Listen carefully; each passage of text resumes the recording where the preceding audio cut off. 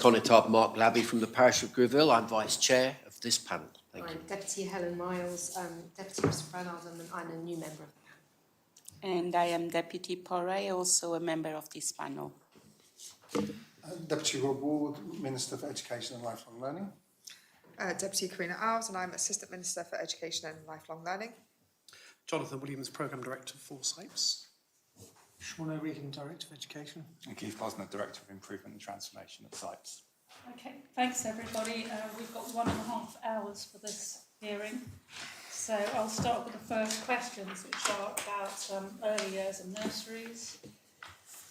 So, Minister, please could you tell us about the early years pilots which are underway with regards to the extension of early years provision? Yeah, I'm very pleased to actually. There are a number of pilots going ahead. And I think I would also like to start by talking about that word pilot. The model is that we pilot schemes to see their effectiveness, see how they fit into the environments they're in, and see simply how they are working and whether they work. How long might these pilots be done? They will go on for at least, I would aim for a year for the students, but we will be proactive in them. Anyway, so in Dauvergne, there's a new offer to start after October to extending hours on Tuesday and Wednesday until 4 o'clock. Hours will be increased by term by term, with full wraparound offer of 46 to 48 weeks by September 2026. An early year breakfast club is in offering extended hours each day, and there will be a stand-up 3 nursery summer club during 2025. Also, there is a project, and I can't find it in my notes, which will be starting at Dauvergne for a targeted 2 to 3 year old offer, a pilot provision that will create increased capacity for 2 to 3 year olds making use of Dauvergne School with JCCT, particularly targeted those children who find it difficult to find a nursery place because of particular needs they may have. And it's a well-known fact that the earlier we intervene and give support, the better that is. And so that pilot, using an organisation that exists and works well with the facility and the school, gives us the opportunity as well to see how schools can interact with external providers.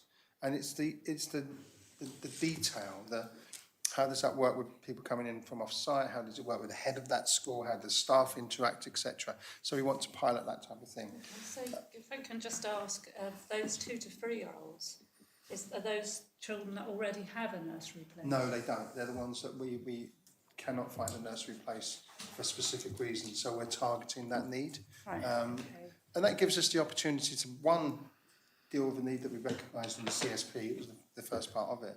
And second, for that to act as a pilot, as I mentioned earlier. There's also Plat Douai commencing a wraparound offer to nursery from September 24 from 8 till 5:30. A summer club we stood up in 2025 July. Trinity will offer after school nursery wraparound earlier than planned to be in place by the end of September. Initially till 4 p.m, but this is reviewed to increase over time. They currently offer a breakfast club. So I'm pleased that what we're doing is actually starting some of the pilots, and it's actually earlier, I believe, than was planned. I will say to those who've been working on it, to say thank you for that. We are only going to move forward if we try something, if we look at the impact that will have on, first and foremost, for parents and the access that the parents want. Put simply, if parents simply don't want it, then they don't want it. I mean, I would be surprised, but if they don't, they don't, and we learn from that. Yeah. And I'm not at all afraid to come back to the panel and say that project did not work, so we stopped it. That's what we need to do. Thanks.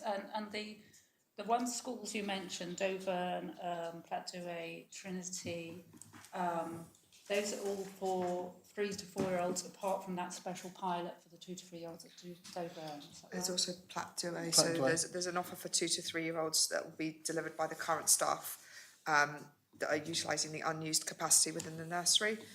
The provision will offer places to siblings of children attending Plat Douai in the first instance who are not in a private nursery and who may be at risk of starting the preschool year nursery well below their expected level of development. So again, that's being targeted. Okay, great. And our questions also include how many children, and I don't know if you want to follow that up in writing, because it might be... Jonathan, you've been so deeply ingrained in this, you would probably have the numbers on your head, but if you want to do it later so we've got detail, that would be really good. If I'm permitted to come back, Yeah. we can provide detail on the numbers on day one, how they're expected to scale up over time, and how that differentiated by different school or offer. So we have a very clean matrix that sets that out. If I could provide that afterwards, I think that would be please. better, and if you could add in, you know, like when you expect them to start and...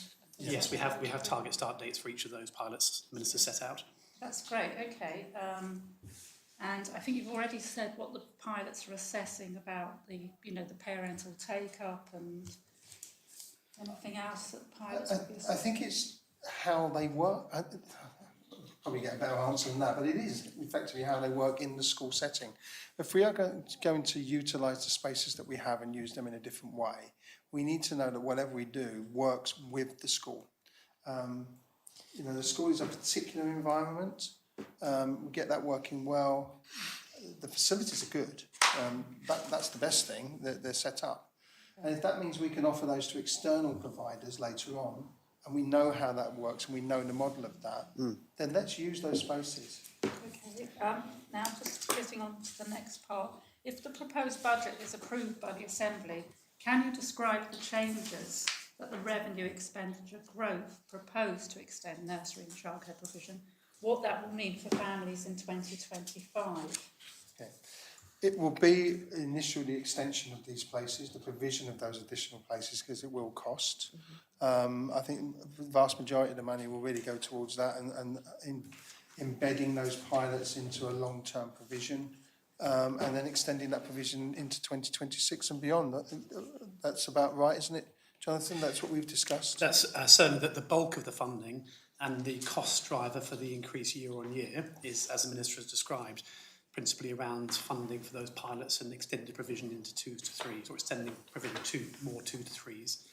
There are some other components in there, so we're also considering whether we should be investing further in some of the paediatric therapies, so speech and language or OT. Occupational therapy, excuse me. There's also, as the Minister has set out in the CSP, some continued focus on continued professional development. Get my acronyms out. So there are a number of different things, and the benefit of the pilot is it starts to give some further understanding around the operational cost of delivery, and that will give us some further precision on exactly how that money is spent. Okay. Can I just say another really important part, I think, is to get a better picture of demand. Because I think we can estimate demand from population and birth size, from immigration, but also I think there is hidden demand for 2-year-olds. I think if we offer those places and it's known that these places are now becoming more available, more parents may say, who may have made a choice to say, I'm not going to go back to work, I'll stay at home, to actually say, I have actually got the opportunity to now we can take a nursery place. And so I think we have to be cognizant of the fact that there may be more demand than we recognise. And if that is the case, then we have to be flexible in the way we respond to that demand across the sector. Okay, Mark? If I may, thank you, Chair. I'm very pleased to see, Minister, that, you know, Plat Douay, Dauvergne, they're in quite large centres of population. I'm very pleased to see that you've decided to try Trinity School as well, and I'll be very intrigued to see how you get on with that. Yeah. Thank you very much. No, we're welcome to come and visit, but let them get set up Let them first. bed in first, Yes. yeah. Helen, did you want to ask? My question was similar to the Conotop. The 3 pilot schools that you're doing are Town and Trinity. Obviously, we've got schools out west, big schools out west. Yeah. Will you start looking at the western schools before the pilot is completed, or are you going to wait until the pilot is completed? I think sensibly we look during the pilot to see how the feedback early on. I personally think that you'll get a good view quite soon as to the workings or not, but the sensible thing would be there's a sweet spot when to start those projects. Not immediately, we haven't got enough feedback, leave it too long and there's a need that you haven't met. So there's somewhere in the middle there. I have been guilty, perhaps is not the right word, of pushing along, see Jonathan smiling, pushing a little bit to get some things in place because of the need that's there. And the sooner we can do that, the better, and the better we make that provision. Because it's a huge economic benefit for the island as well. And can I just follow that up as well about the targeted offer? So you're putting the targeted offer into Dover, and I think you said the targeted offer into Plat Douai. Yeah. Will children with identified needs who are out of those catchments be able to enjoy that targeted offer? It's a really good question. I believe that the answer is yes, but we have to see how that uptake is taken.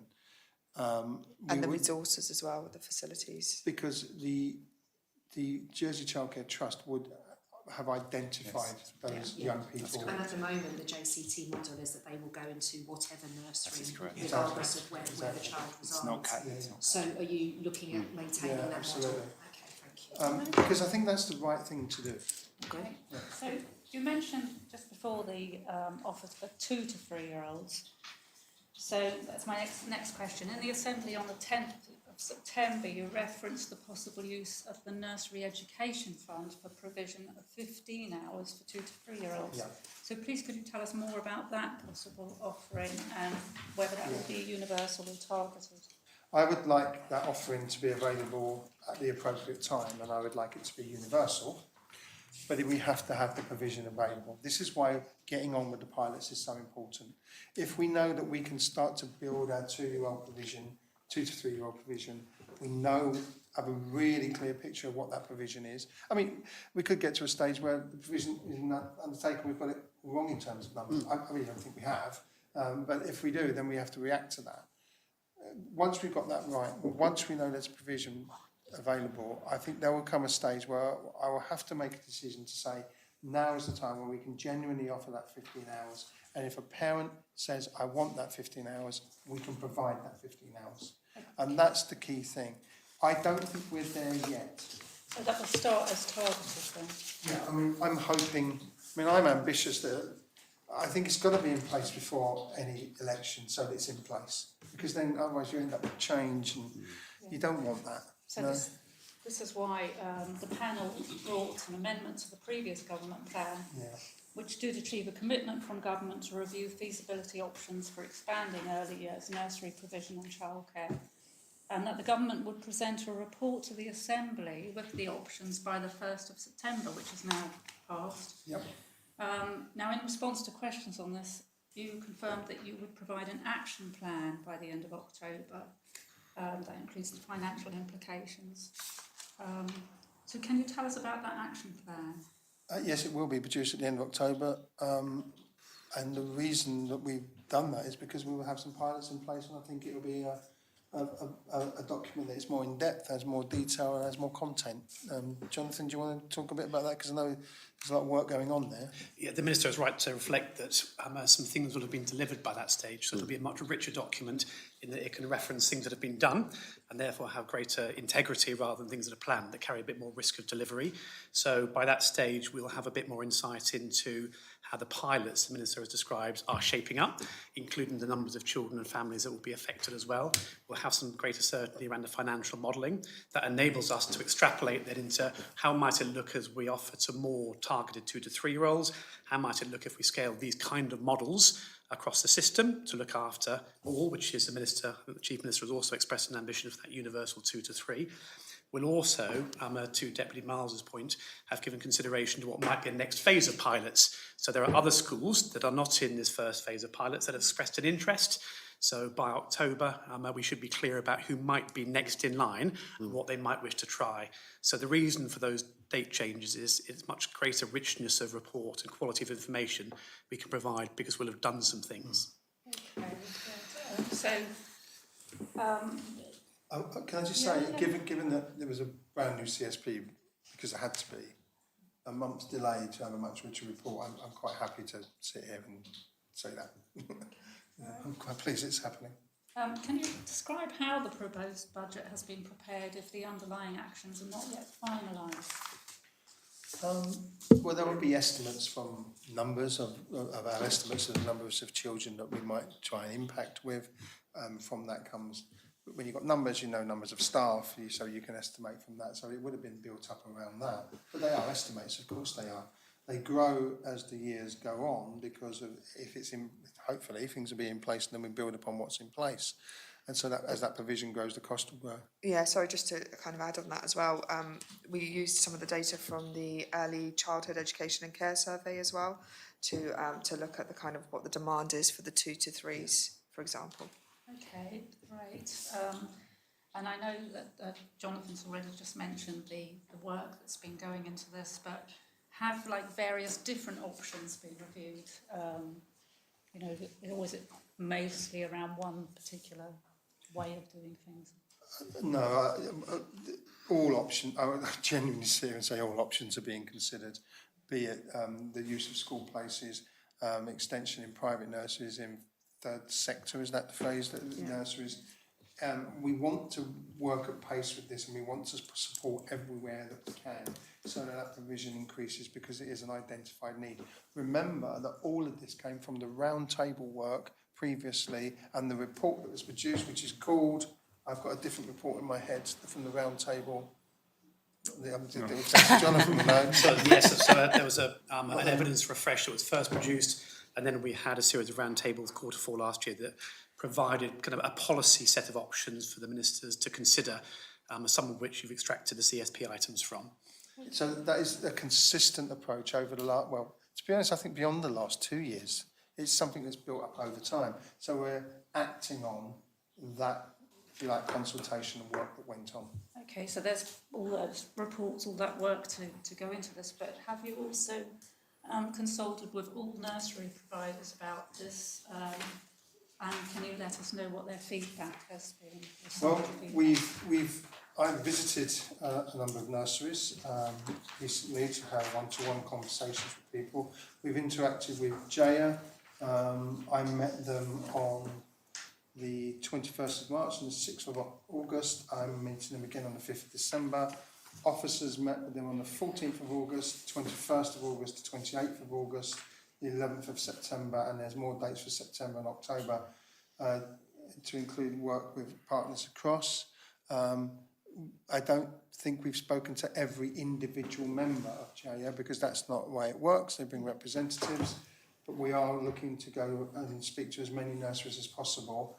And I will say it's actually a really nice thing to do. I visited 3 providers, a parish facility, 2 larger providers who cater for children from 4 months to 4 years old. Plan is to visit more nurseries as well. And there are conversations on the ground, talking about what they're doing, and you also get to look what the nurseries look like. It's been many years since I took my children to nursery, but you know they've changed and the nature of them is different as well. So we've spent a lot of time trying to gather that information. Certainly officers in the background have spent an enormous amount of time with that interaction. And the feedback from the nurseries which you've consulted with, has that been any disagreement or complete support of your plan? There's bound to be disagreement when you trying to make change because nurseries have different models. But I think there comes a stage when we have to try and say there is definitely a need created. I think this will help the sector become more sustainable because we will provide for that need. Different nurseries have different models. Some might find it more challenging than others. Certainly some nurseries that we've spoken to are on board with significant change, perhaps the much larger ones. The parish nurseries that I visited were very positive as well. But there are positives to have everywhere. We're just going to work our way through those things. And I want to reassure the sector that what we're trying to do is to ensure that there is a sustainable model into the future that provides the needs for the island. If we don't do that, there will be a real gap as we move on and as we try and support our economy and parents, we need to act on it. This plan, how long term is it for? Is it for, looking ahead to a year or 2 years or 3 years? Or the plan for nurseries would be, I hope that it goes well into the future and that what we need to develop is exactly that, a sustainable provision for nursery on this island. I really hope that whoever's in government in the next 5-10 years support a NEF fund. But when we see the action plan, will it be, 2025, 26, 27 or? Well, I think we'll focus more on 2025 and 26 because those are the years that we can really act upon. And if that's in place, I think actually naturally, I think it's a good idea to review at the end of that year anyway. Let's look at how those pilots are working. They could be more successful than we realise, and when people see the value of them, you might have more people wanting to come on board. I hope that is the case. Okay, so now I'll just move on to ask about the training for people working in nurseries. In response to questions in the Assembly on 10th of September, you advised that there was to be an increase to places on early years courses at Highlands College. So please could you confirm which course this is? Is it a degree course or a level 2 or a level 3? And how many places this was increased by? Have you got those figures? Because I can't find them in my pack. I might have to give you the detail of the numbers separately, but it will certainly be level 2 and level 3 provision at Highlands, because I had those numbers. Have you got those numbers? There's not a degree course, though. There's a childhood studies degree course, I believe, that still runs. But I think at this level of what we're doing to provide workers in the sector, it's up to level 3 that's the most important qualification. Then as we develop into the lifelong learning remit, one of the things I would like to see is to target that sector to give further training where it's wanted and where it's needed so that people see that as their career.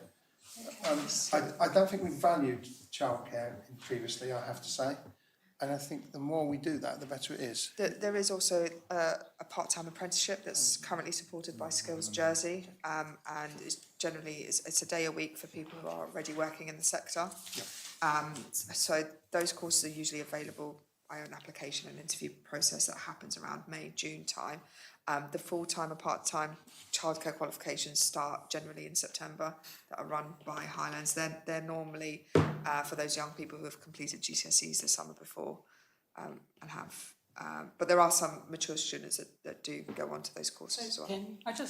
Yeah, when you finish, can I ask a question? I just wonder if you could perhaps give us an update in writing on the number of places on each of these courses and whether the degree one is definitely still running. I apologise because That's I thought I had those numbers, but I haven't. Sorry. Via, you want to say? Ask Karina, Deputy Alves. What's the name of this qualification you've been mentioning? Part-time. It's an apprenticeship. Apprenticeship. Yeah, so if it's supported by Skills Jersey, so that may be a route. In fact, when we visited the nurseries, I think just about every single one of them had students who were attending that 1 day a week course. Is that the level 2 and the level 3? Yeah, I think it goes from the level 2 Level into 2 the level and 3. into level They have something called a Okay, registration at the how are end. those funded? They're funded through apprenticeship funding at Highlands. Okay. Now, also, I know that you've spoken about wanting to attract a different demographic to the workforce as well. So could you describe how this will be done? Yes, well, we are wanting to launch as soon as possible a recruitment campaign for across the sector. So all parts of the sector, state, private, third sector, just to say to people on the island that actually early years and childcare is something you can step into. Now, I think we have young people who go into that sector all the time, but I think there is an untapped resource of people who might want to return to work. They may have brought their own families up and want to return to work. And so getting them back into the workforce, offering the type of training that we said, either a day a week, and also tailored courses, which can be developed, I believe. It opens another sector of the economy up, another demographic within our workforce up, which will be very, very useful for nurseries as we expand. So will there be flexibility not only in the training available, but also looking at flexibility in working hours? Well, yes, that's up to the employer, obviously, but I think to some extent employers want that. They may want somebody to cover a couple of days or a lot of the nurseries have a morning session is the word I'm searching for, an afternoon session. Some go all the way through. So it may well be that works. The analogy is, and it's not a direct comparison at all, I think I've mentioned this before, when we introduced school meals, sometimes some of the parents in the school started to work to deliver the school meals in terms of the preparation and serving of them. And because their children were in the school, it worked perfectly for the hours. They were getting back into the workforce, had a real commitment to the school. Now, I know it's different with childcare, but is that model of hours and fitting in might work. They might get some more people Yeah. that way. And perhaps if we could just follow up in writing, maybe with any details about any of the flexibility and timing of the courses, if that's okay. Yeah, and I think as we're developing, I had some meetings today and this week, and we're hoping to go through some stuff about the lifelong learning and what we mean, and apprenticeships and how they can be more flexible. We will certainly be looking to do that, and that's really important.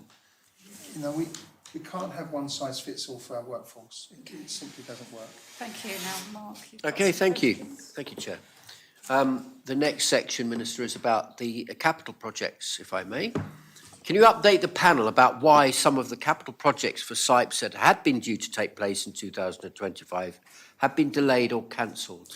Yeah, I think there's been an issue with capital projects, not just in science but across government, in that they're all front-loaded.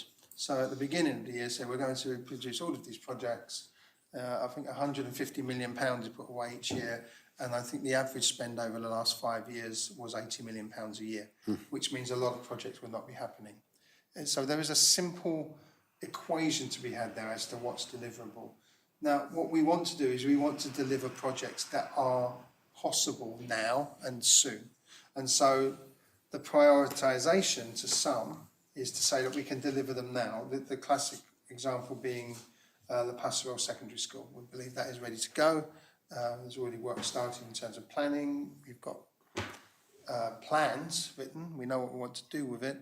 And with a good wind and planning process going well, touch wood, he says, I think we all know about planning, particularly you, Constable, then we're hoping that could be up and running by next October or next November. You know, that is a facility that is desperately needed and it can be in place. Other facilities, they may be knocked back. They may be knocked back a year or so, or if they're ready to go in the background, we have to be flexible in our approach. And I've said a number of times, and I know Keith would be, banging his head against the desk when I say, if something else can't happen, how flexible can we be in putting something in its place? And I think that's the model we're working on. So we have to make a decision at the beginning of the year in terms of which may be delayed. But if it's any way possible in which we can bring them forward again, we will. But the reality is we haven't spent £150 million a year on capital projects for the last, I don't know how many years. But there's, I mean, pragmatic approach. We've got a list here of 9 potential projects. That's a massive descale, if you like, in the financial capital projects. Well, it's a rearrangement of when they can be undertaken. And I would ask the question, was it really possible to do more in this year? I don't think it was, to be quite frank. But it means they're not thrown away, but they're put in a more realistic place. And I think that's one of the models that we have. And yeah, they're difficult decisions to make, absolutely. And talking of that decision, what involvement did SIPES have with these decisions? I think, well, Keith's been dealing with this, so I'll say something first and I'll let you, because I know you probably want to. No. Certainly, we would have had to try and prioritise, be realistic about, because we have an in-depth knowledge of which ones are possible now, which ones would take more time. Example being if we've got a field that we want to convert for a school, but there's still negotiations going on with the owners, and we've got nowhere near planning permission, nowhere near anything going on, it is unlikely that's going to happen this year. So delaying that is not as difficult a decision as it is for me to say, well, we're going to delay the Pastoral even though it's in place. So those are the type of equations that have had to be met. Others are more difficult, but those are the decisions that have had to be made this year. To say anything on that? Not really. I mean, obviously, we work really closely with colleagues in Jersey Property Holdings and within the Treasury and Exchequer department to understand the size of the programme, but also to prioritise and make sure that we can deliver through the programme. And obviously, we then present that and ministers make the decision about what the final programme looks like. Plus, I will say some of the projects that have been delayed, in inverted commas, do have some work that will be happening, and I think it's Lascay. Yeah, for example? the SCAE is a good example. So we have done quite a lot of work on the SCAE and it has been moved towards the end of the programme. We will continue to work up the plans for that and get that ready. And as the Minister says, maybe there's an opportunity to reshape the programme as we move through. But we've also got to be mindful that there is work that's needed on the site. We still obviously have the Youth and Community Centre there that we would like to invest more in, which is at the heart of the project.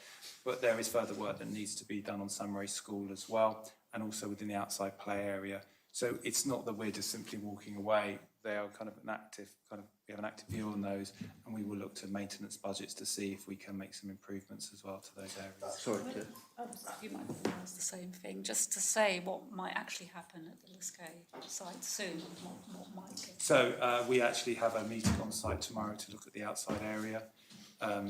If you know the school and you know the area behind the Youth and Community Centre, we'd certainly want to see some improvements made there.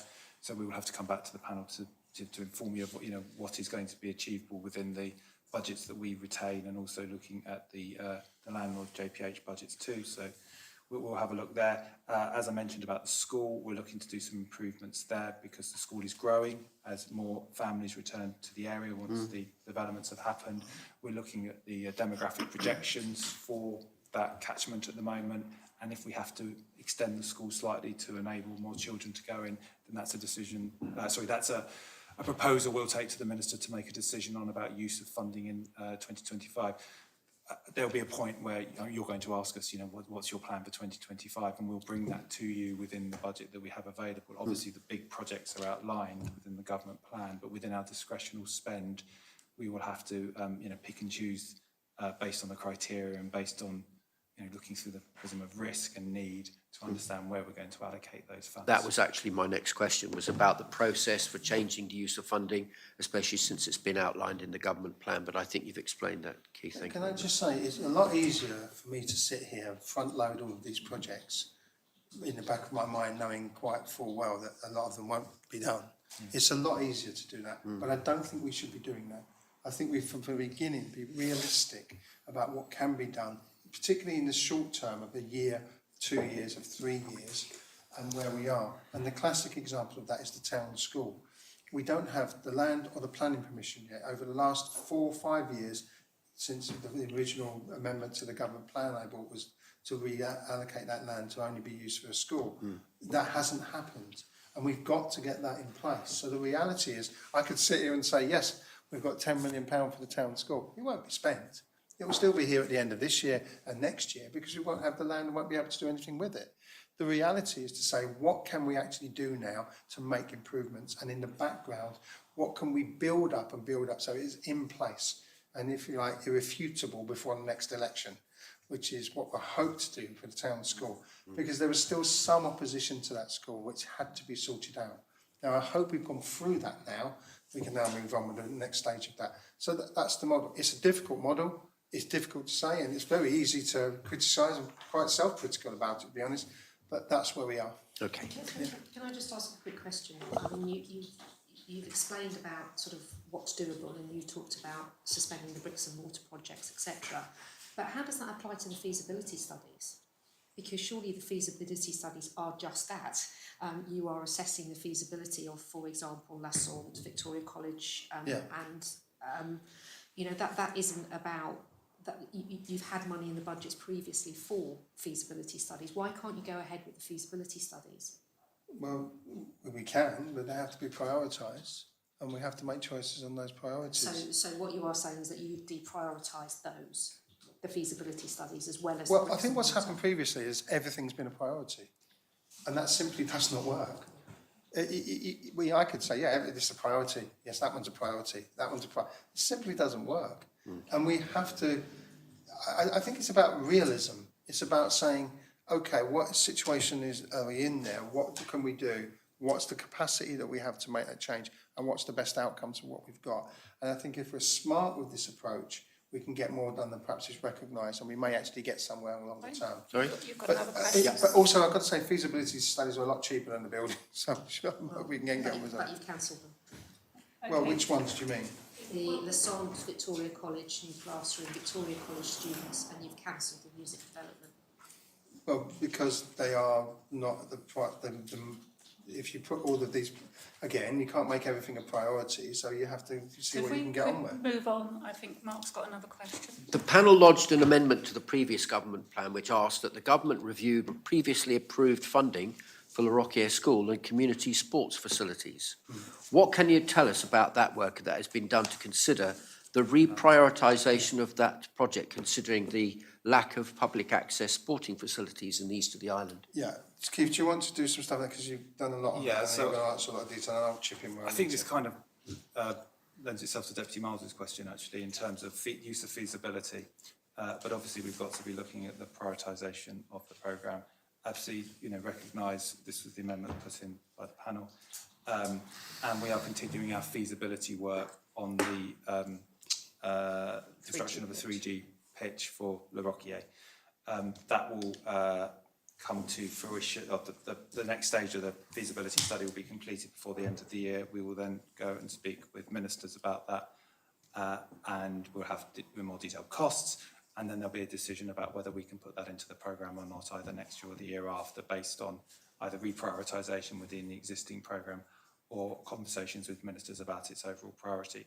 That is one example of a project that doesn't appear in the plan, but we are continuing with the feasibility because we recognise that it is something that has been requested. Will that be public access, that 3G pitch? Because there's a great deal of demand for... Absolutely, I think, it is a community facility. Okay. Essentially for the school, first of all, but then it's a community facility. That's how we started this. And yeah. So we wouldn't want, and a lot of work has previously been done on this, and we wouldn't just simply want to stop there. We want to get it to a stage where we have something that we can then take forward to ministers for consideration. Thank you. That's good, because there's a real need. Yes, there is. And that's recognised by the continuation of the work. I think if you look at any project, there will be a number of people say it's a real need and that's the priority. Of course there is. No, I absolutely agree with you.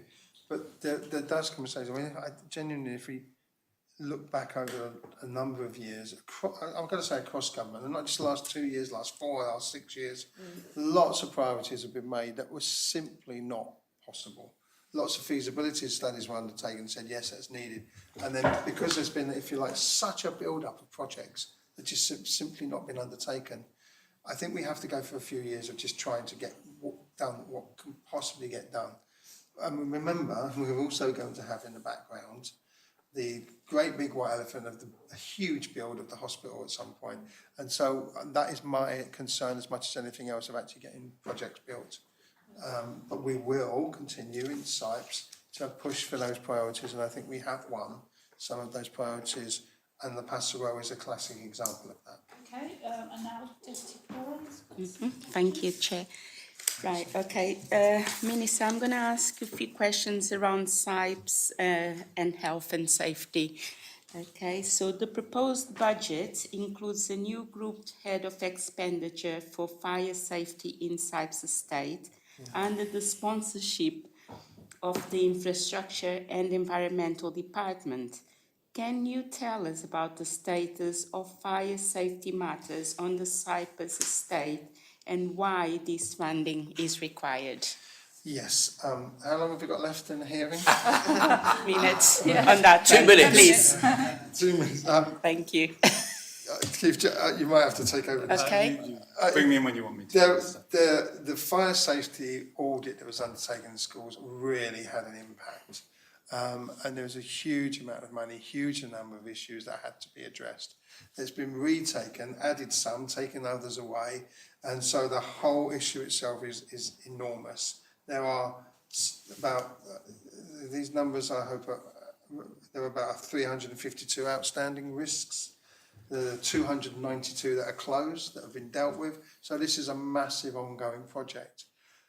I mean, I've got to say that when you look at some of the risks that have been identified, you do think, is that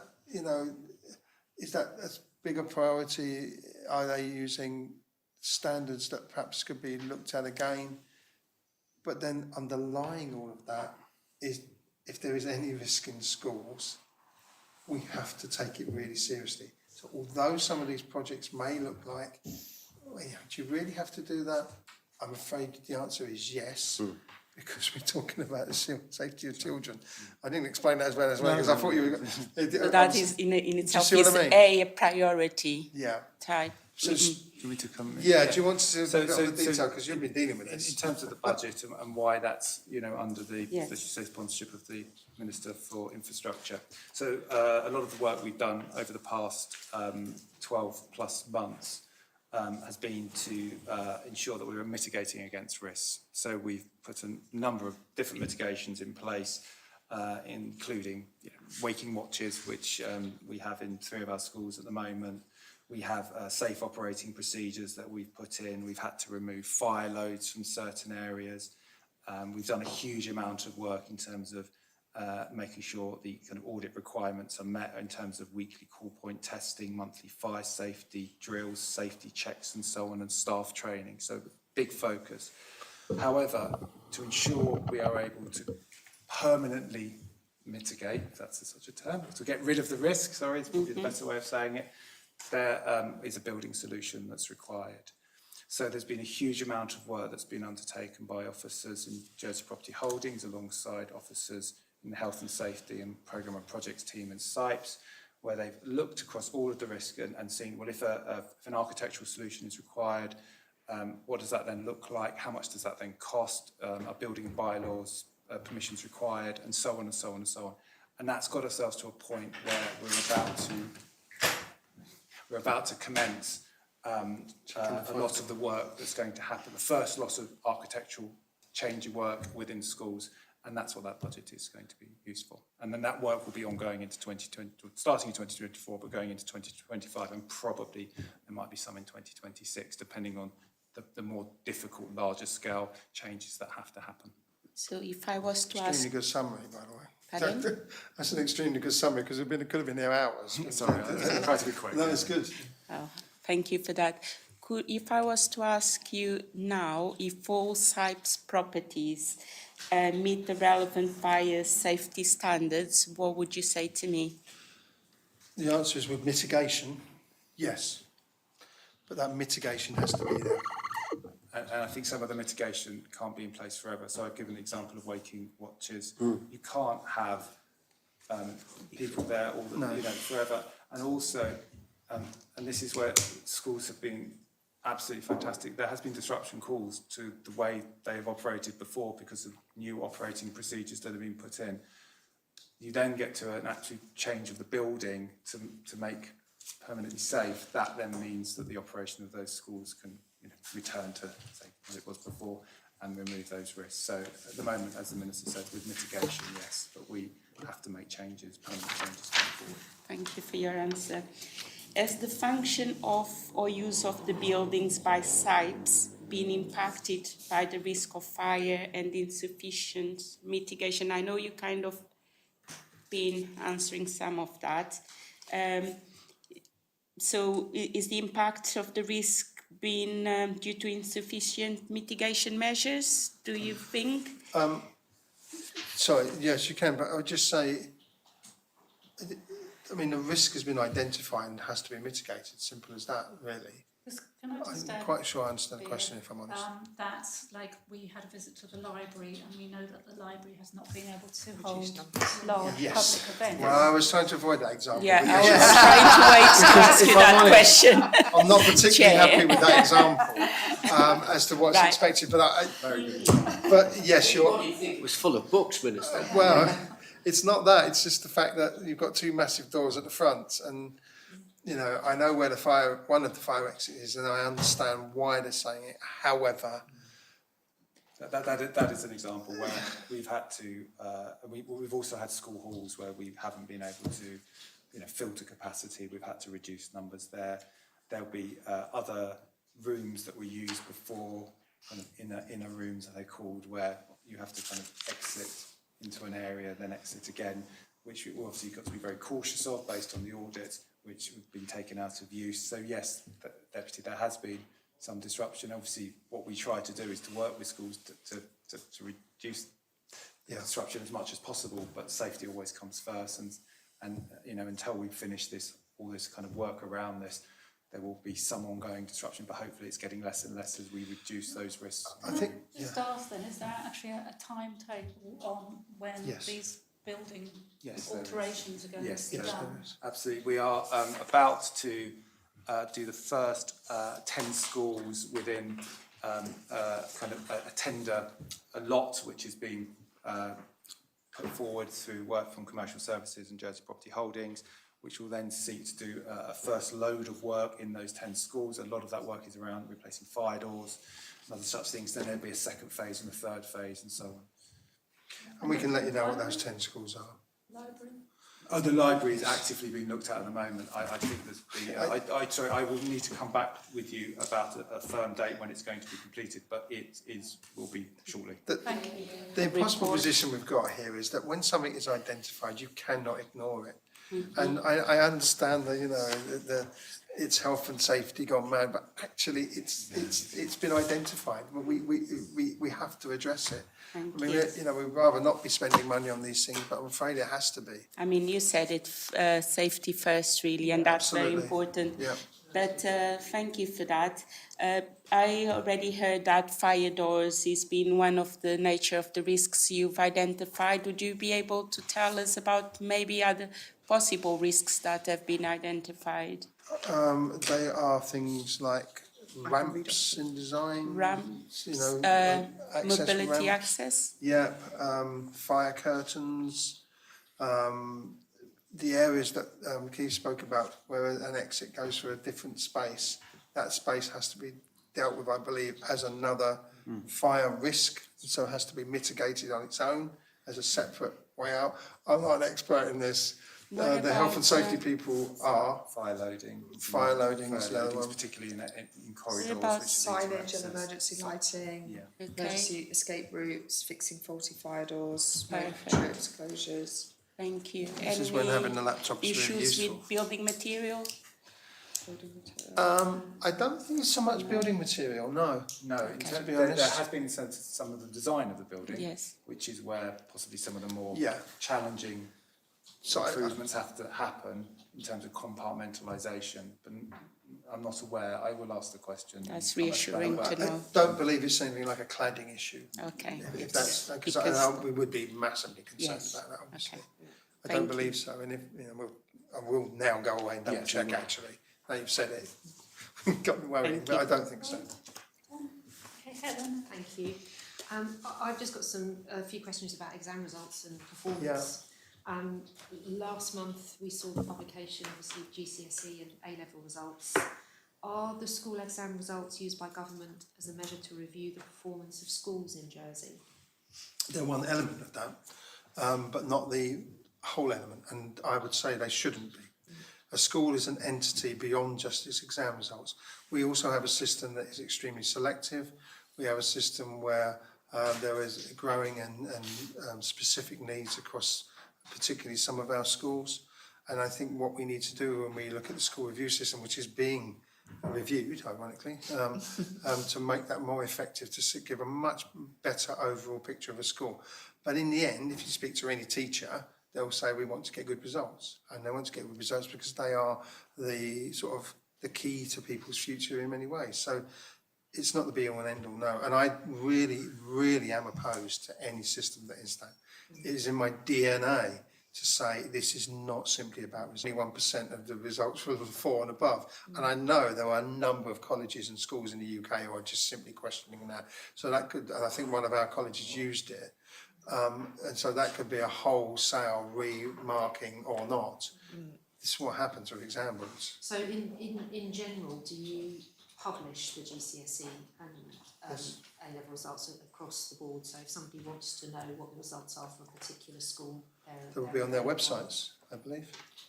Schools publish results. We don't publish at the level of each subject of each standardised school because that would lead to comparisons that simply that simply don't bear scrutiny. In fact, there are no educational systems in England, for example, that would produce that level because you can understand in most subjects there's a single teacher, single subject. An A-level might have a small it's group. identifying. You're identifying individuals in a They very are direct way. available if somebody would They are. A lot of school websites have them. Can I just say as well, remember, I will say, we have a small data set here. We have to be cognizant of that. Now, that goes two ways. If we suddenly get incredible results above everything else, I have to say, we have to be careful of our data set. Also, if it goes the other way, that don't seem to compare, we have to be careful of our data set. They are small numbers. Could I just say though, I mean, if a school is selective and it prides itself on its academic success, then we should be able to see those results, shouldn't we? And I believe you can, and the selective schools do Yes, tend to yes. put their results on their websites. All right, because I don't think I've seen all of them yet. So the GCSE and the A-level results, we should Yeah, see. as I say though, you may not see the detail of the results at the moment because, to be quite frank, they're still really to be verified by exam boards. So it might just be a few weeks and months' time. You mentioned the system that we have, particularly the 14 plus and the 16 plus. Is there any work done to analyse the difference in the GCSE achievement of HOLIA, which is where you'd put your students who have got the highest CAT scores, and then their ongoing performance at A-level? Well, there's two things there. Not all students who have got the CAT scores to go to HOLIA will go to HOLIA, so we have to remember that as a choice. Second, if you're just comparing HOLIA with HOLIA, in terms of its A-level results, you need something to compare with. And that is an incredibly small data set, so you've got to be really, really careful. So any analysis that happens has to be meaningful. I think that what we do need to do is be very open in our dialogue in the department about what results are and where they are.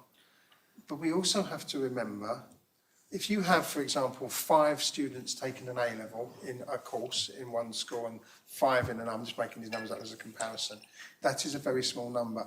One student has a bad day, that's 20%, that was good mental maths, change in their grades. If they move the grade boundaries by 2 or 3 marks, because they are non-referenced every day. I'm sorry, I've worked for an exam board, so have you, and they do non-reference exam. They shift the grade. The classic example being somebody can retake an exam 5 times, get the same mark. 1 year they'll pass, 4 years they won't. So we have to be very careful on just raw data. What I hope happens when we review schools is that we need to give schools the confidence to look at their results and say, actually, we think they're absolutely outstanding and these are the reasons why, or actually we think we can improve and these are the reasons why. And I think that is the really key thing rather than just raw data. Because otherwise all we end up with are headlines, as has happened in the UK, of comparing schools and league tables that are really meaningless. And I think we criticise our young people enough, I think. And I'll say it again, I've said it about 4 times recently, we're very quick to criticise them. We don't give them credit when it's due. And this is the first cohort that had no mitigation for COVID, but went through COVID. And for their exam results to hold up as they have and do so well, I think we need to give them some credit for that. Okay, thank you for those answers. I mean, my next question is going to be about benchmarking. You know, when you've normally got results, you've got small samples. We're not the only jurisdiction that has a small sample. What are we doing about benchmarking our exam results, for example, with other jurisdictions, Guernsey Islands? That's been particularly difficult in the last few years with the way that they took teacher assessed grades and then they got rid of teacher assessed grades. So there is that in the background we need to be careful of. Is there a particular jurisdiction we benchmark across? It's difficult in another way as well because I don't think there's many jurisdictions that are as selective as us and have the sort of setup of the states assisted schools with additional funding from parents. I think the bottom line is, isn't it, how do we know how our schools are performing? Yeah. How do we know when somebody says, well, we've got 95%, you know, GCSEs A and C, but that's whether that's, well, it'll be 1 to 4, it'll be 4 is that to 9 now. Where, you know, where is that we want to be? And of course, I think an analysis, a quantitative analysis of the GCSEs and A levels is one way of doing it. I take your point, but how do we know what good looks like? Yeah, we do tend to benchmark, I think, against the UK. Go on, do you want to? One of the most important benchmarks is for a school against their own prior performance. So detail work is going on now, September and October, in each school, subject by subject, even drilling down to individual students. Did they reach what was expected on their own prior performance, or did they exceed that? So we've got value-added measures which we use, but schools are interrogating that at the level. Going around schools on the 17th and 24th of August on the 2 results days, heads were straight away saying that subject is performed much better than itself the previous few years. In fact, I was thinking about cancelling, or interest was dropping off. So that level of drill down is happening now. It's part of the annual self-evaluation cycle that the officers under the Minister in the education team go into schools. It's also a very significant part about the way we hold schools to account. So every 3rd or 4th year, led by one of His Majesty's inspectors and other, depending on the size of the school off Ireland, the Minister's quite right. A school's performance is much bigger than just GCSEs, A-levels if they have them, the assessment measures in primary education. But those are really important part of, with your intake, with your cohort, with your resources, should you have got this. We also, if I may, drill down, because we put significant investment in school, for example, the Jersey Premium. So at that level, for groups of children, we want to see, did it add more value than if we hadn't bothered to invest for special educational needs, and more recently for multilingual learners and low prior attainment. So we drill that down. We don't put everything on the websites because, as the Minister again has said, some very small cohorts, some sensitivities, but the rigour is absolutely there. Thank you. Just mention one other thing though on that. With low prior attainment, that input and seeing that, we can pick that out. To be fair to schools who, when you select students who have already high target grades, you can't go much further. It's actually, if somebody's predicted, 9s across the board, you're not getting any value added, because if they get all 9s, there is no value added. It comes out as 0. So you end up with less. So you've got to be very careful with those indicators, and that's why the richer look at what's going on, the quality of teaching and learning, the feedback from the students, where they go to is important. You're absolutely right. And I think there was a question of post-16 and how we do that, I've got to say. Yeah. So I just have some questions now about food allergy provision in schools. Minister, can you update the panel about work to address food allergy provision in schools? The school level, allergen information for each child is held within the school's MIS system. What does that mean? Management information system. There's one that I don't understand, that kind of management information system. That's because you've got an extra system in there. And shared with breakfast and after school clubs. So after school club and breakfast clubs will know about that. Each individual school will have documentation of how they manage allergies, risks assessment will be put in place for each child, particularly for children with severe allergies, for example. Might need an EpiPen, for example. The suppliers of our school meals, Flourish, parents order online through an ordering system, at which time they list any allergens for the child, and then the system will filter out those meals with specific allergens that is present, because it's Flourish know the ingredients of their foods. And then class lists are printed on a daily basis, which also contain allergen information. That's similar for Appetito in primary schools, the other provider, where things are ordered online. One of the real benefits of the ordering online is that those allergens can be inputted, and therefore foods can be removed from the options given to children in those terms. I mean, I would have to say that the more of a risk, and I might be wrong here, but I'll say it, is on packed lunches, because they have to be clearly labelled, the foods that are in them. However, we have to remember that the vast majority of our foods are imported and have labelling systems, for example, from the UK. So that labelling already exists. But within that, the allergen information in schools is the way forward with that. Yeah, that sounds good, but however, these incidents do happen where somebody who might go into anaphylactic shock has had something they shouldn't have. So do staff first aiders in schools have access to auto-adrenaline injectors like EpiPens? Is there... Yeah. Do they know where they are? Do they know how to use them? Yeah, I mean, my initial response is yes, of course they should. I think older children may carry the EpiPen themselves, I would imagine. I can't give a detail for every single school, but I would imagine there would be a risk assessment in place for every single child so that that is the case, that they know where their EpiPen is, how to access it, or they carry it themselves. So would you be able to confirm that? Yeah, we will afterwards, do. that We will do. children can carry? Well, I want to as confirm it well? for myself as well. That's a good Yeah, question, so thank you that's for a that. good idea. Yeah, absolutely, because we want to be certain. And also, Yes. nowadays we know about it. We're much more aware of it. There was a case in the UK where I was very surprised to hear that the school did not have an EpiPen, or Yeah. I was really surprised at that. I must admit, I read that report and thought, what on earth was that school doing? Yeah. But then you've got to be careful what you read in the papers as well sometimes, But particularly but from the UK. also, these dangerous allergies can develop. Yes. So they're not always there for the younger child, so Yeah. if there's EpiPens or similar Yeah, available. absolutely. But you need to be aware of the allergy though for the treatment of it, don't you? I think as well that this is, I mean, I could take the plug here and say, this is why it's a really good idea for all children in primary school who've got access to it to take up on one of the school meals, because you know what's in them and you know what they're getting, and you don't have to make a packed lunch up in the morning. But there you go. That was a great advertisement. Thank you for the advert. Yeah, that was good. Nice plug. It's fine. Okay, thanks for that. So, Okay, thank you, Chair. After some concerns expressed by a member of the public, Minister, we'd like a little bit of advice on the transgender guidance. Yeah. Can you update the panel on the progress of updating CEHA's transgender guidance for the schools, please? Yeah, that's in the process of being updated, that policy.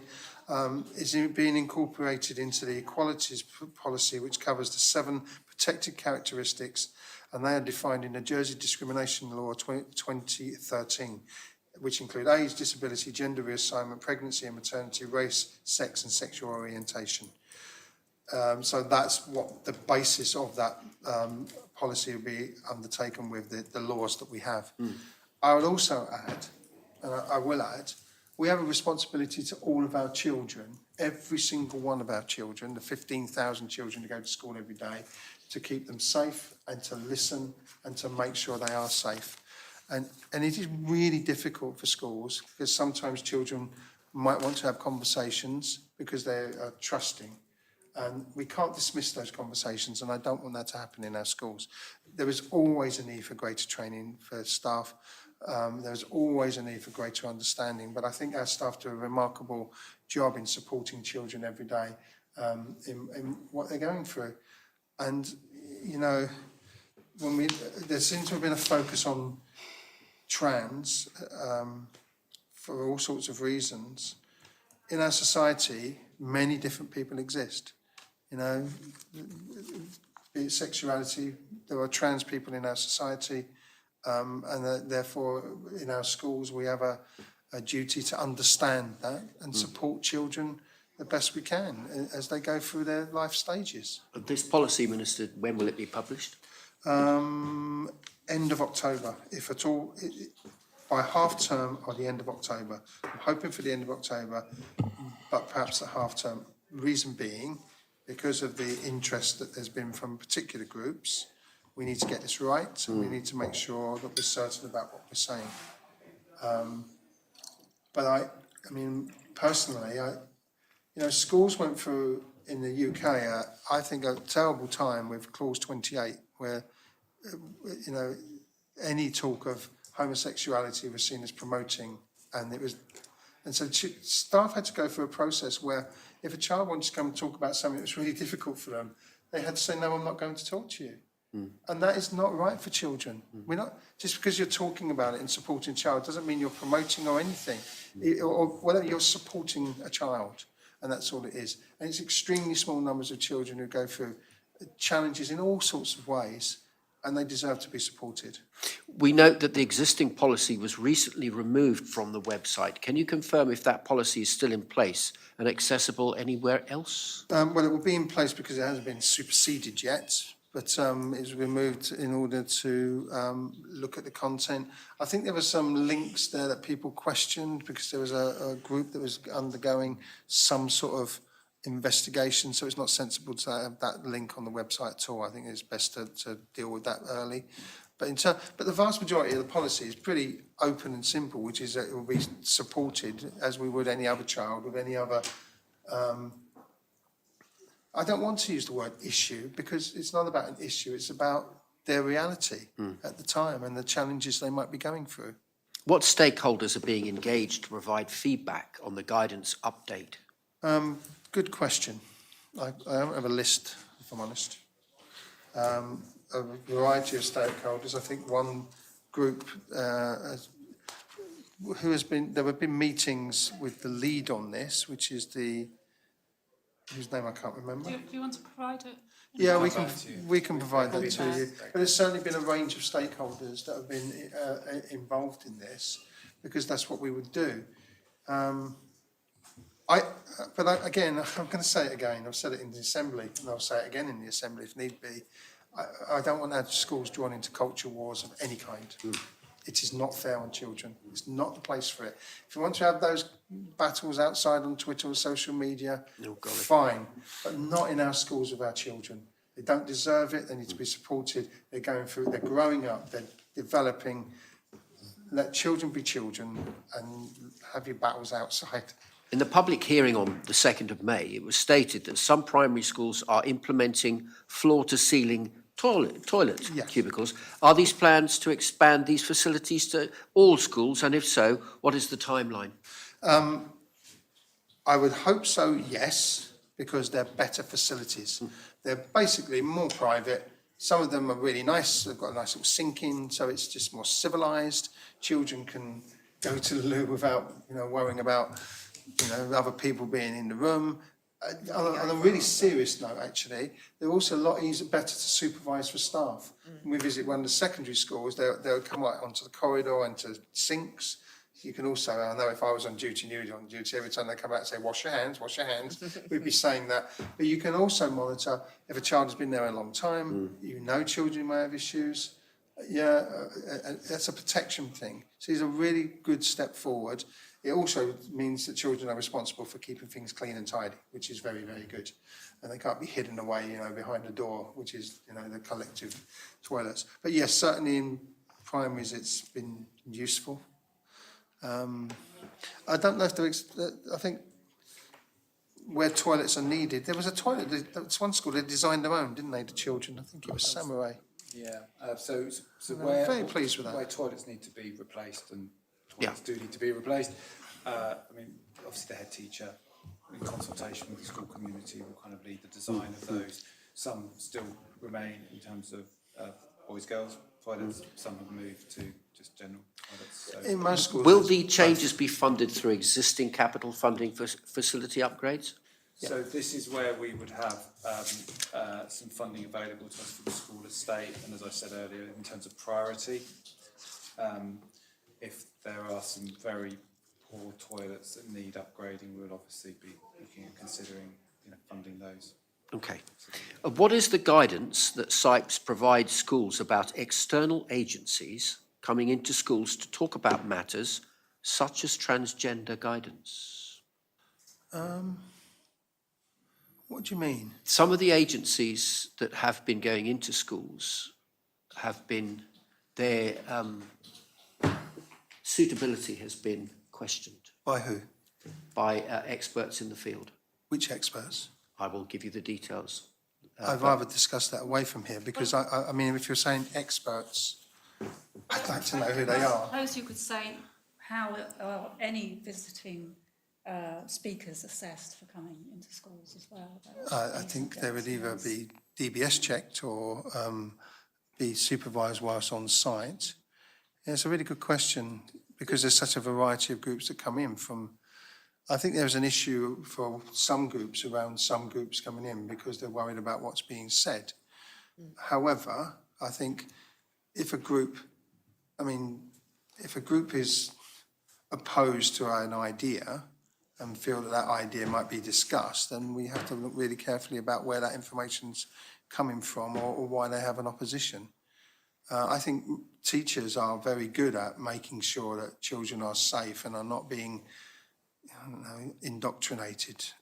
I simply don't accept that that's happening. Can I just add, so when a group comes in, an external agency, to talk about a matter, is this decided at the head teacher level? Or so Yes, it's it not would be. decided by the Yes. department, by the head If we had teacher. concerns though about a group, we would write to all head teachers. Yes. But I'm trying to think of an example where that would have happened. But there will also be Yeah, I'm trying to. the values of the school that any external speaker would have to adhere to as well, in terms of trying to make sure that very controversial topics wouldn't be discussed, wouldn't be appropriate.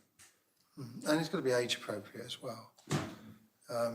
Some of the conversations will be difficult because, you know, young people have concerns and they want to discuss them, and that's always the balance of a school. Do they discuss these issues that are really troubling young people openly, so they've got a forum to talk about it and they feel better about it, and then they don't worry about it so much?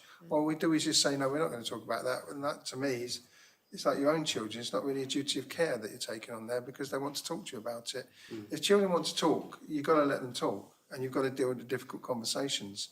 Any teacher who spent any time in education has, I'm sure, come up with some very difficult conversations.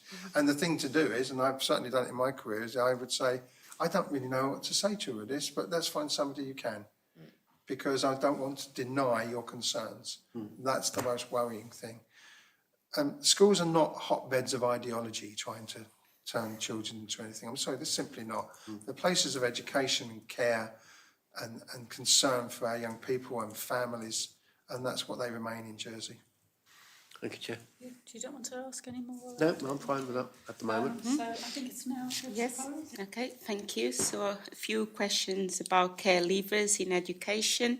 Please, Minister, could you advise the panel on the top 3 things you intend to do to support the engagement of care leavers in education and skills training?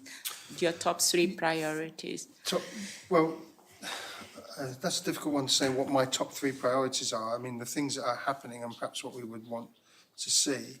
Care leavers offer goes up to 25. So if a care leaver, are you talking when leaving school at 16 or 18? Out 16. 16. So up to the age of 18, there is a support in school and college. If they're not in school, there's a virtual school offer as well. Beyond 18, which I think, and up to 18, I think that support is there, and I think that's in place, and I think that's good.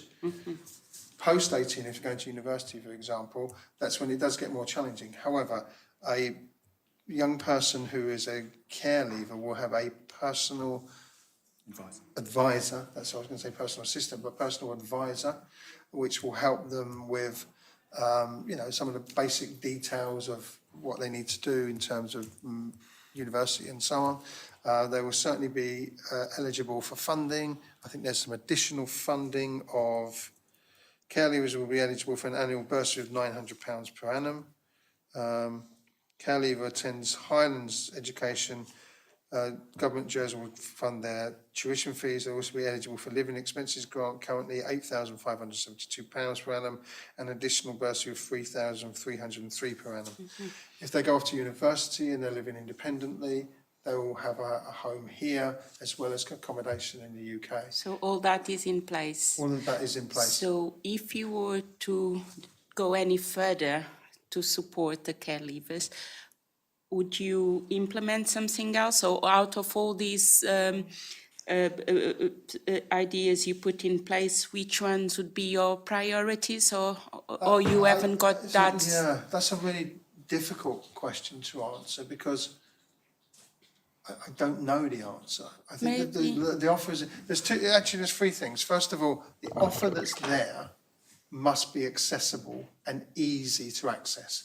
That, I think, is perhaps the most important thing. If we make an offer, make it accessible, make it easy.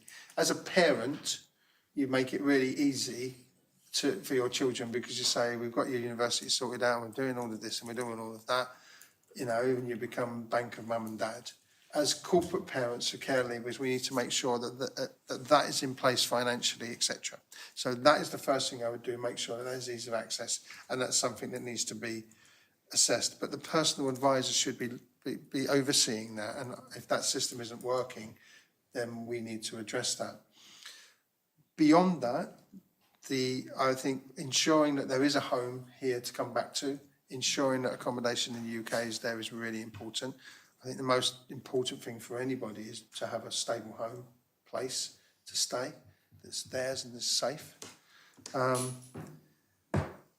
You know, beyond that, I don't know. I don't know if there's any other That's okay. things that we can think of I think in terms support of to- I mean, choices you've worked with some for young their- Yeah, I people. think personally it would be not to have that age limit, because I think Yeah. when you're a care Yes. leaver, you're a care leaver regardless of what Yeah, age that's you a are. good And point. What about, we all yeah. mature at different rates, and we all go, experience trauma in different ways. So personally, I would make concessions for those that are care leavers, but may find that they are only finding their way later in life. Choice also, that's part of choices of There are whatever some- training they may There are wish some other to- things that we've helped with, equipment or computer grant if needed for coursework. If somebody who's a care leaver decides to continue education at postgraduate level, there's a bursary of 2,000 per annum.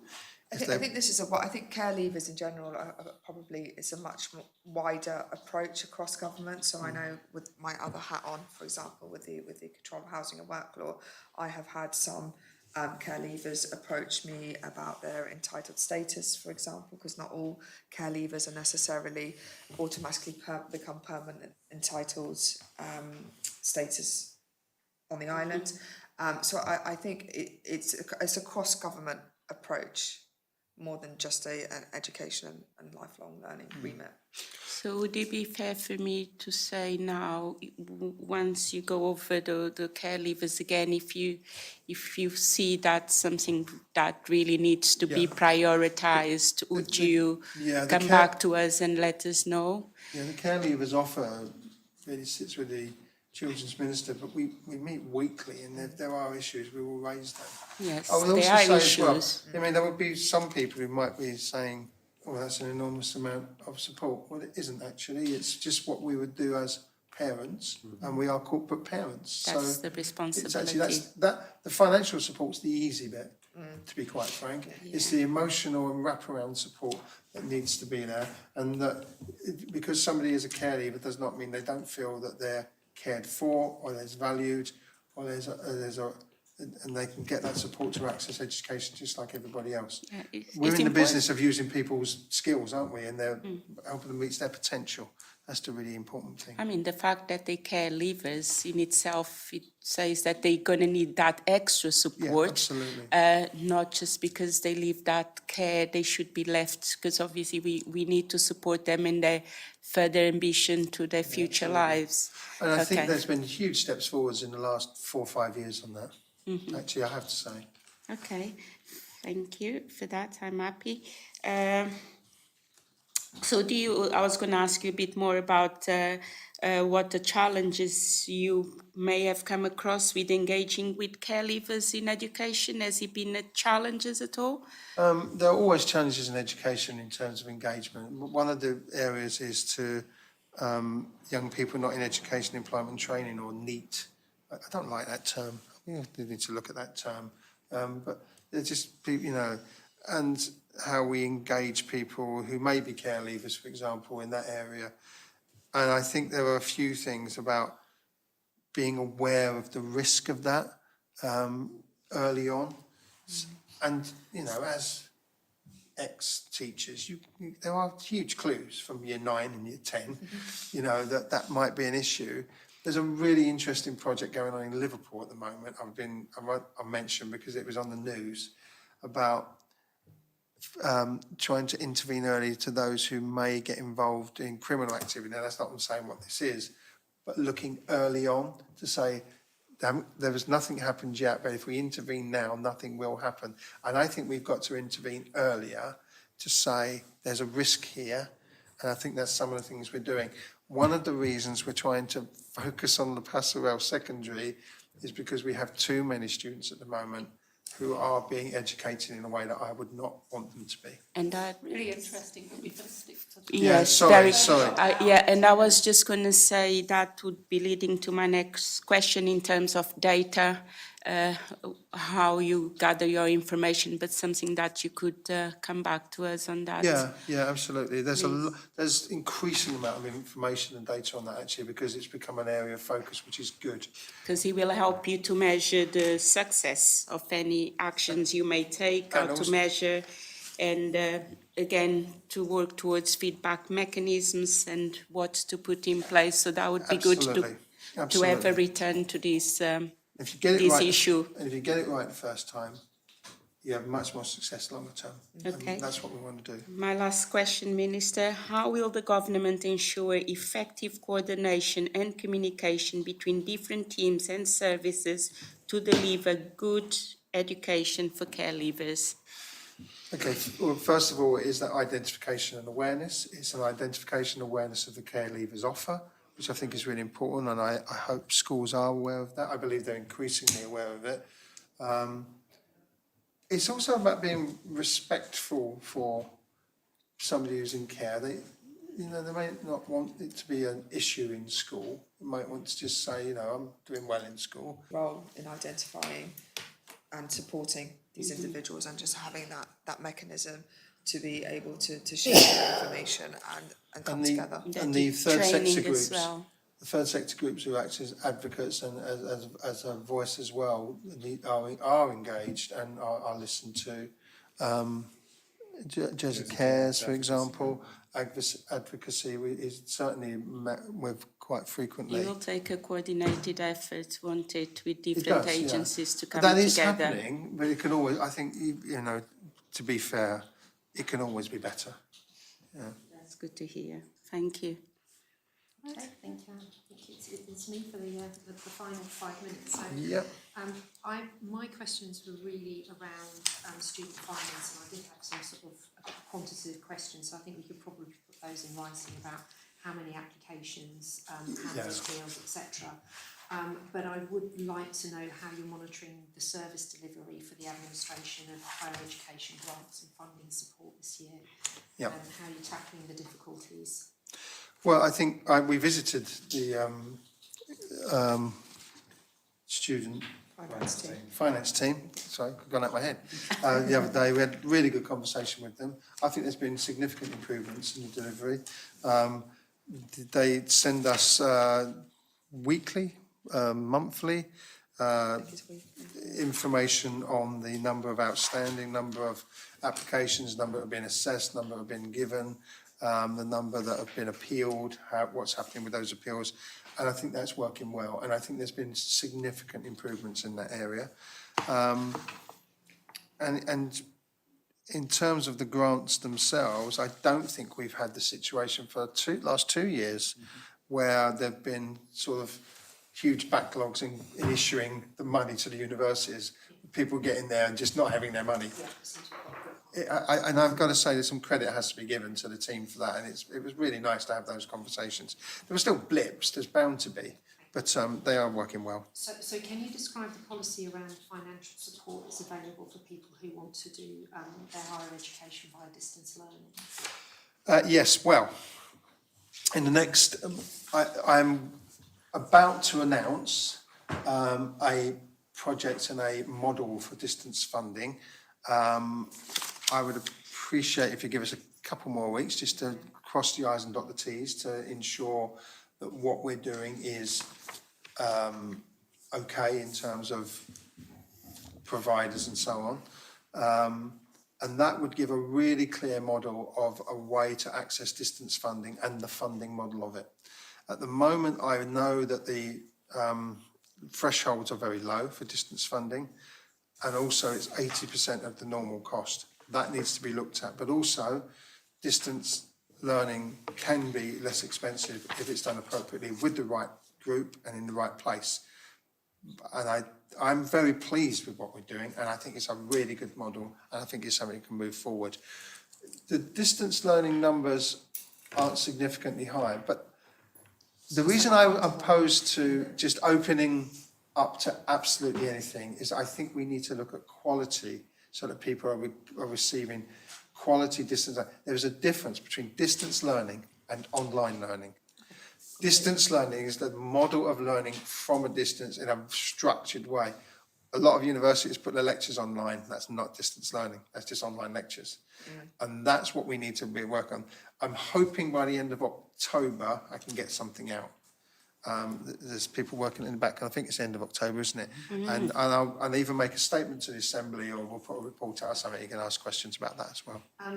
Just in terms of calculation of student grant awards, can you confirm that the long-term care contributions continue to be taken into account for the calculation of that grant? Is that a technicality you want to go over? Yeah, absolutely. Okay. Long-term care is probably my least specialised subject after. I think really the rationale for the question. Yeah, I get it. Somebody that's in receipt. Yeah, Part of the household income. Upon which the grant is. I get it. Thinking around I don't that. think it's large numbers, but I think it's an anomaly that certainly Yes. can be dealt with. But yes, they do, is the answer. Yes, they do. Yeah. You know, do you think that's fair? Do you have plans to remove that in the future? It's not something that's been at the top of my list because it's not massively occurring, but there's certainly be something we can look at. I don't think that's difficult to solve. We'll keep following that up. Yeah. Thank you. And it's a question of numbers. You're referring to the fact that if somebody's receiving long-term care, it counts as an Yeah. income Yes. and goes It against the is. assessment. It's counted because of the current law, so that would have to be looked at, yeah. We are looking at that law, but It won't bits at a time. affect a huge amount of students. No, it won't, it won't. But for those it does, it's about sort of. No, it's a really interesting point and we'll look at that. Yeah, thank you for that. And a further one was around, there's recently some changes to these 4-year courses. Yeah. And I think, have you got any plans to review the 4-year courses in the future? It's not at the top of my priority list. To be honest, most of the priorities around this area were made by the propositions that came to the Assembly that we've got to address. So they've been somewhat determined for us. The current situation of 4-year courses, if you decide on a 4-year course that is available as a 3-year course, the 4 years will be funded as 75% per year of the full amount. Which is a disincentive. Well, yes, but it's clear from the beginning. If there's a 3-year course available, that's the case. But there are some 4-year courses, if they lead to a professional qualification, that will be funded if they're integral to that professional qualification. That question about the pharmacy. Yeah, absolutely. I think the issue is about Yeah. clarity. Yeah, absolutely. Of what is and what isn't funded. I think as well as we continue to work on lifelong learning, we start to look at the way we're going to target the need of the island. There will be some adaptation there because it does not make sense. You're absolutely right. If we can identify an area of need and there's 4-year courses available for that need, and that's what they are, that we don't fund them, I agree with that. You know, we're not dealing with huge numbers. No, are we? we're not. You know, we might have a handful of people that go away to do that. And the really good thing is we're dealing with grants that aren't paid back and not huge loans, because in the UK there's students on 4-year courses who end up with £70,000 of debt. And I honestly don't know how they are looking ahead. Final question, because I'm conscious of time and the chair wants to finish off. Can you give us your views on how postgraduate study is funded in Jersey? Yeah, currently postgraduate study, there is, I think, £120,000 a year allocated for bursaries for postgraduate funding. And it's allocated via an application interview process. Over the last few years, there have been bursaries awarded 17, 14, 16. So the amount awarded has been around 108, 100,000, 79,000, but that's still ongoing. I'm going to stop you there. The mechanics of it, the money of it is fair enough, but what are your views on the way that the postgraduate... If we want to fund all postgraduate funding, we need to fund it. We need to find the money. We have compared to just about every jurisdiction, we have a very generous funding system for universities. For undergraduate, absolutely. So the question is very much around postgraduate, because we fund for teaching, we fund for lawyers. Yes. If you want to go and do a master's degree in English, you won't get fully funding. Yes, you have to apply for a bursary. I think we need to look at what that is going to be used for, and we need to have some realism in terms of, are we going to fund everything? If we are, then that's going to be expensive. We need to find the money somewhere. That's not the priority I have at the moment. The priority is about the uplift of the undergraduate thresholds, how we're going to do that, whether we can do that, which I believe we can do some announcements soon. When do you think the postgraduate funding is going to be kind of moved a little bit further up your priority list? I think what we need to do is we need to look at the demand for postgraduate. We need to look at the success of where we are and how many are missing out. if there are significant numbers missing out for reasons that are useful and are useful for the island as well, we have a finite amount of funding, and if that means taking money away from other things, we need to look at that really carefully. But we do need to look at the numbers there. Can I just make the point as well that obviously we had to make some changes on the back of Deputy Gardener's proposition P12 2024. So obviously we've got limited resources now, and we have to concentrate on the commitments that were agreed by the Assembly. So I don't think it's achievable in this political term to look at postgraduate funding, but it may be something for whoever is in this position to look at. The issue around postgraduate funding, you know, if you need a postgraduate qualification in order to do a particular profession, you then hop onto the undergraduate funding mechanism. But if you don't need the postgraduate qualification in order to get the professional qualification, then you lose out. So you're severely restricting the choice that you know, postgraduate students, and you might have, you know, we will have professions in Jersey that actually require postgraduate qualification. And Then they should, well, in that case, the review on that is whether if they are, but that seems to be slightly contradictory, because if they're required for a professional qualification, then we fund them. If they're not required for a professional qualification, they aren't funded, but there are bursaries available that can be applied for. Yeah, but the bursaries don't fully fund the fees, and they certainly do not fully fund the subsistence requirements. So we're funding. But they may not. That depends on income as well. We're funding. But you still won't get your full fees for a postgraduate qualification. The maximum you're allowed for the bursary is 10,000 a year. But if your postgraduate masters in English costs you 20,000 a year, and it's going to cost you 12,000 for your subsistence, you actually, as a postgraduate student, have no access to funding, because you'd have no access to the UK postgraduate funding loan. Let me give. So what I'm talking about is the equity in this. We're funding the postgraduate, the undergraduate, and some of these students are getting, you know, 2-1s, they're getting first, and actually would clearly be able to slot into good postgraduate courses, but there's no funding available to them outside. Because a choice has to be made at some point as to what level of focus. So give me an example, 2023-24, 43 students studying postgraduate courses, the total tuition fees were £268,000, maintenance £228,000, that's £496,000. If we are going to fund every single postgraduate course, and ideologically, would we want to do that? Yes, of course. We're probably going to need to come up with another £2 million, and that's fine, but we need to fund that. I think the point that I'm making is that there is a disparity between postgraduate courses. There is a disparity between postgraduate courses, yes. If you want to do a master's in English or something else, you have no capacity of making that application to you as the minister and saying, I want to do this, because the maximum you're going to get is 10,000, which is insufficient to fund. And so, it's not just... Yes, and so we get to the stage... Yeah. Things like but we get to the things that would be useful. Well, then we get to the stage as to our choice on how much we're going to fund. Which was why the question at the beginning was, what are your views on that? Yeah, well, the views is it would be lovely to fund everything, but we have to fund it. And while we have a low tax, low spend model in our economy, if this Assembly would vote for changes in our tax policy, so, you know, removing the caps on things, having one form of taxation, then we would have a large income, and that's the type of things we could fund. But we don't do that, and then every time that's been brought to the Assembly, it's been rejected. That's one of the outcomes of that these choices have to be made. Now, I would absolutely support that, but the reality is we have to fund it.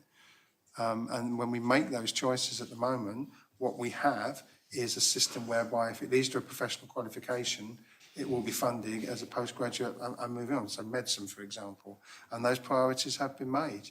If we want to change those priorities, yeah, it's a great debate, but we need to find the funding from somewhere. But as Deputy Alves had said, our priorities have somewhat been made by the Assembly. My first week into this Assembly, into this role, I had to deal with a proposition that determined what we were going to do over this year. We've responded to that, and we've responded to it positively. So the example with distance learning, rather than open up all distance learning, which may have cost us a lot more money and made even more demands on postgraduate funding, may have had impacts there that we didn't want. We've had to deal with all of these issues, and we will do going ahead. But at the moment, it's a really nice to have, I agree with you, But we need to look at the funding model of that if we're going to move that forward. Okay, so I think we've gone past our time. We have one more question, Yep. which is, or questions around dyslexia and support for children who are not yet reading and writing. So I can send that Yeah, to please you. do. And we've got a number of others where we've said we'll get something back in Yeah, writing. absolutely. Yeah. So I think we draw it to a close and Yeah. thank you. Just to very say, yeah, and just say thanks very much, because it's really good, and some of the questions, that's what we want, you know, to look into areas where we are, you know, that's great, thank you. Okay, all right, thanks everybody. Cheers. Got Gomez, right? Huh? Got Gomez, right? Gotta go, what?